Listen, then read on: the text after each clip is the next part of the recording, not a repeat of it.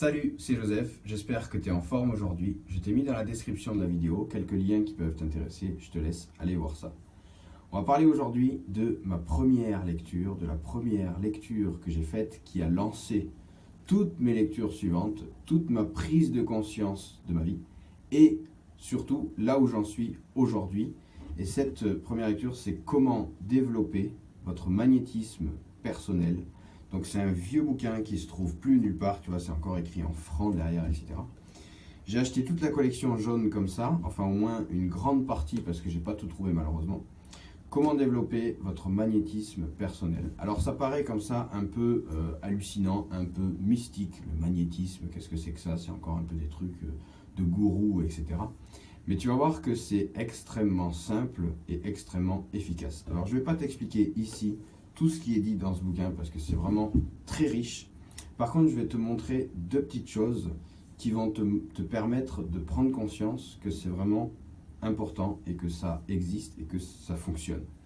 La première chose, c'est que déjà ton chat t'influence. Pourquoi il t'influence? Parce que au moment où il se met à miauler ou au moment où il te tourne dans les pattes là, pendant que truc et qu'il a envie de manger en fait parce qu'il n'a plus rien dans sa gamelle, il t'influence et c'est son magnétisme qui t'influence parce que par ses mimiques, par sa façon de s'exprimer, par ce qu'il fait, par hop, il vient te sauter dessus le matin quand tu dors encore, etc.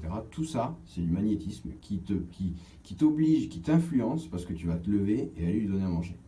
Ça, c'est la première chose. Ça te paraît assez basique, mais c'est important. La deuxième chose qui va monter encore en puissance et te montrer le magnétisme personnel, la prochaine fois que tu seras dans les transports, c'est important dans les transports, c'est intéressant dans les transports parce que tout le monde a un peu la tête vide dans les transports et c'est l'endroit où ça va le marcher le plus facilement.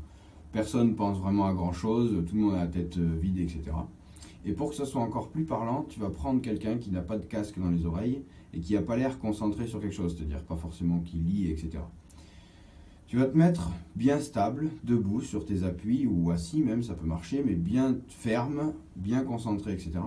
Et tu vas regarder une personne qui n'a donc ni casque et qui n'est pas en train de lire, qui est juste là en train de glander, un peu en train de vaguer en fait. Tu sens que ses pensées elles sont un peu volatiles comme ça à droite à gauche. De dos ou de profil. De dos, c'est même, ça va même encore te permettre d'être encore plus marquant. Et tu vas fixer le bas de son cou ici, là, juste là, ici. Tac. Tu vas fixer ce point-là fermement, définitivement, en pensant à quelque chose. Et cette pensée, c'est tourne-toi, regarde-moi, tourne-toi, regarde-moi. Et tu vas voir qu'au bout de quelques secondes, paf! Et si ça, c'est pas la preuve du magnétisme personnel et qu'on peut faire de grandes choses avec ce truc-là, je sais pas ce que c'est. Fais ce test-là, pense bien que chaque matin, tu as plus de 15 heures devant toi, choisis tes priorités et à demain matin, 7 heures.